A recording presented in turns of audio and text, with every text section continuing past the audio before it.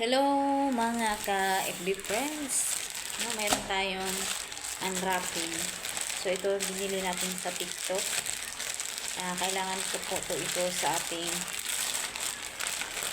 refrigerator. Ayan. So ayan, sa mga gusto nito, bumili lang ako ng 2 peraso. Tatlo pala. Ayan. Ayan. Sa mga gusto nito, ito ay lagayan dun sa ref para yung yellow hindi ka na mahirapang tanggal kasi dikit, igaganon lang siya.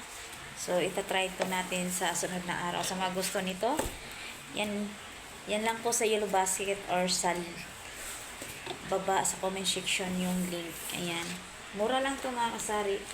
Ayan, parang plastic lang siya. At ang gadahan nito, gaganunin mo lang, matanggal na yung yellow. Hindi tayo mahirapang kuha ng yellow, lalo na pag nagmamadali tayo sa ating munting tindahan. Ayan, so, yan lang mga ka-friends. So, sa mga gusto yan, lagay nyo lang. Lagay ko lang dyan sa comment section or sa Yellow Basket. Ayan, thank you.